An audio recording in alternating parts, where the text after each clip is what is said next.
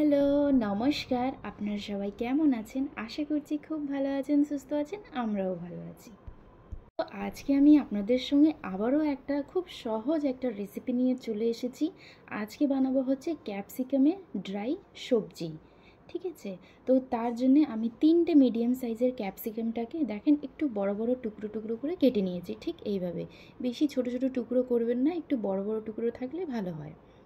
তো আজকের এই রেসিপিটা কিন্তু খুবই ইজি আর খুব চটজলদি কিন্তু রেসিপিটা হয়ে যায়। আর লাঞ্চের জন্য যদি আপনারা এটা বানাচ্ছেন তাহলে খুব অল্প সময়ে সবজিটা কিন্তু হয়ে যায়। তো এই সবজির মধ্যে লাগবে হচ্ছে বাদাম, এই ছোট ছোট বাদামটা শুকনো কড়াইয়ের মধ্যে আমি ছোট্ট বাটির হাফ বাটি নিয়েছি বাদাম। এটাকে মানে একটু ড্রাই রোস্ট করে নিতে হবে, মানে শুকনো কড়াইতে হালকা একটু ভেজে নিতে হবে। দেখেন ঠিক এইভাবে। তো হালকা হিটে বাদামগুলো ভেজে নিতে হবে, যেহেতু আমার বাদামটা কাঁচা ছিল তো এই জন্য ভেজে নিচ্ছি। এবার যতক্ষণে বাদাম ভাজা হচ্ছে একটা বড় সাইজের পেঁয়াজ নিয়েছি। পেঁয়াজটাকে একদম পাতলা পাতলা করে কুচি কুচি করে নিব প্রথমে, তারপরে একদম ছোট ছোট পিস পিস করে নিতে হবে। দেখেন ঠিক এইভাবে। তো আমার যেহেতু পেঁয়াজের সাইজটা বড় ছিল এই জন্য আমি একটা ব্যবহার করছি। আপনাদের যদি মিডিয়াম সাইজের থাকে তাহলে দুটো নিলেও হয়ে যাবে। আর পেঁয়াজটাকে একদম এইভাবেই ছোট ছোট কিন্তু করে নিতে হবে। ঠিক আছে? তো আজকের এই রেসিপিতে বেশি কিছু জিনিস লাগবে না। আর পেঁয়াজ, কাঁচা লঙ্কা, রসুন, আর আপনারা চাইলে রসুন যারা খাবেন না রসুনের জায়গায় আদাটাও দিতে পারেন।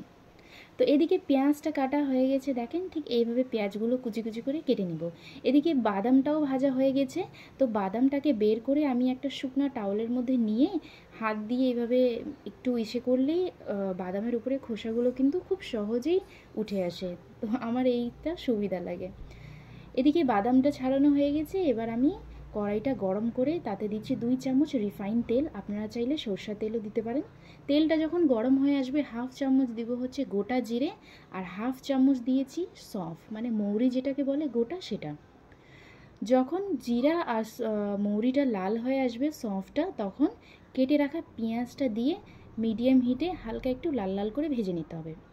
এদিকে কিছু রসুনের কোয়া আর দুটো নিয়েছি কাঁচা লঙ্কা, এটাকে একদম আধ ভাঙা করে বেটে নিতে হবে। দেখেন ঠিক এইভাবে, একদম মিহি পেস্ট করতে হবে না। ঠিক আছে? তো পেঁয়াজ যখন লাল হয়ে আসবে তখন তাতে আমি রসুন আর কাঁচা লঙ্কা যে আধ ভাঙা করে রাখছিলাম সেটা দিয়ে দিচ্ছি। আঁচটা থাকবে একদমই হালকা হিটে।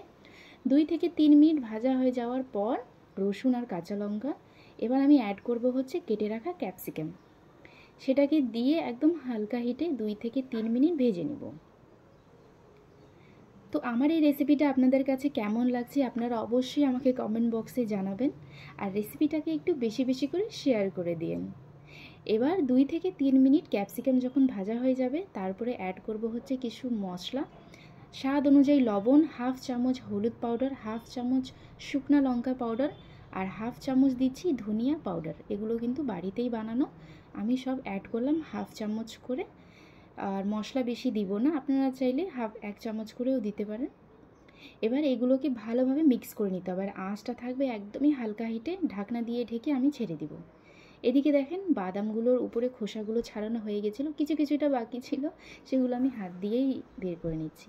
এগুলোকে একটা মিক্সির জারে নিয়ে একদম আধ ভাঙা করে একটা পাউডার করে নিতে হবে। দেখেন ঠিক এইভাবে, একদম ফাইন পাউডার করবেন না, একটু আধ ভাঙা করে রাখতে হবে। 7 থেকে 8 মিনিট ঢাকনা দিয়ে ঢেকে রাখছিলাম। কোনো রকমই জল ব্যবহার করা যাবে না, হালকা হিটে রাখলেই ক্যাপসিকামগুলো কিন্তু নরম হয়ে আসবে। এবার আমি 7 থেকে 8 মিনিট পর ঢাকনাটা খুলে দেখি ক্যাপসিকামটা কিন্তু হালকা একটু নরম হয়ে আসছে। তখনই আমি এটাতে অ্যাড করব হচ্ছে বাদামের এই পাউডারটা, দিয়ে এগুলোকে ভালোভাবে মিক্স করে নিতে হবে। ঠিক আছে? আপনারা যারা আমার চ্যানেলে নতুন আছেন প্লিজ আমার ইউটিউব চ্যানেল madhav.priyanka vlog একটু সাবস্ক্রাইব করে দিবেন। আর আমার ফেসবুকেও পেজ আছে madhav.priyanka vlog, প্লিজ সেখানে গিয়ে পেজটিকে একটু ফলো করে দিবেন। এবার আমি এটাতে অ্যাড করব হাফ চামচের মতন গরম মশলা বাটা। ওই তো দারুচিনি, এলাচ, লং, লবঙ্গ এগুলো একটু বেটে নিয়েছি। আপনাদের কাছে যদি পাউডার থাকে পাউডারটাও দিতে পারেন। এবার গরম মশলা মিক্স করার পর অল্প একটু ধনিয়া পাতা কুচি করে দিয়ে দিচ্ছি। এই তো রেডি হয়ে গেছে আমাদের ক্যাপসিকামের ড্রাই একটা সবজি।